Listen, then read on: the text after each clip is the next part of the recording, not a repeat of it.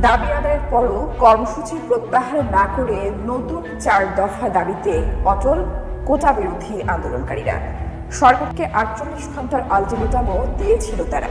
এর মধ্যে বৈষম্য বিরোধী ছাত্র আন্দোলনের অন্যতম 3 সমন্বয়ককে হাসপাতাল থেকে তুলে নিয়ে যাওয়ার অভিযোগ করেছে পরিবার। কারা তুলে নিয়ে গেলেন তাদের জানাচ্ছেন সহকর্মী সাদক রিফাত। কোটা সংস্কার আন্দোলনের 3 সমন্বয়ককে রাজধানীর একটি হাসপাতাল থেকে সাদা পোশাকে আইন শৃঙ্খলা বাহিনীর পরিচয় তুলে নিয়ে যাওয়ার অভিযোগ উঠেছে।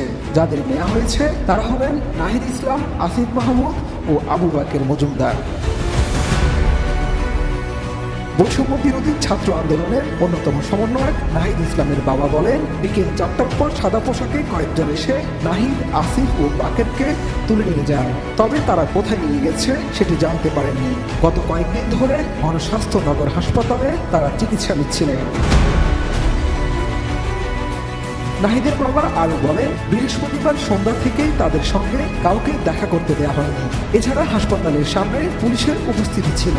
এর আগে নাহিদ ইসলাম ও আসিফ মাহমুদকে তুলে নিয়ে নির্যাতন করার অভিযোগ করেছিলেন এই 2 সমন্বয়ক। এদিকে কোটা আন্দোলনকারীদের একটি হোয়াটসঅ্যাপ গ্রুপে বৃহস্পতিবার গত রাত 4:45টার দিকে একটি খুদে বার্তায় গণস্বাস্থ্য হাসপাতাল ও তাদের চিকিৎসাধীন ওয়ার্ডের সামনে ডিবি পুলিশের অবস্থান নেয়ার কথা জানানো হয়। সমন্বয় আসিফ মাহমুদের দেয়া ওই বার্তায় বলা হয়, গণস্বাস্থ্য হাসপাতালে ভর্তি অবস্থায় তিনি নাহিদ ইসলাম এবং আবু বাকের মজুমদারকে গৃহবন্দী করে রেখেছে ডিবি পুলিশ। ওয়ার্ডের সামনে ও হাসপাতালে ডিবি পুলিশ অবস্থান নিয়েছে।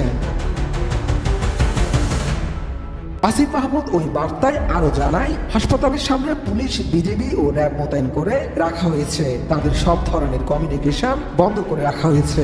চিকিৎসা নিতে এসেও বিড়ম্বনার শিকার হতে হচ্ছে তাদের। এছাড়া হাসপাতালের এক কর্মীকেও তুলে নিয়ে যাওয়া হয়েছে বলেও অভিযোগ উঠেছে। শুক্রবার বিকেলে রাজধানীর গণস্বাস্থ্য নগর হাসপাতাল থেকে সাদা পোশাকের কিছু ব্যক্তি তাদের তুলে নিয়ে যায় বলে নাহিদের বাবা বদরুল ইসলাম গণমাধ্যমকে নিশ্চিত করেছেন। তবে এই বিষয়ে পুলিশের ঊর্ধ্বতন কারো বক্তব্য পাওয়া যায়নি।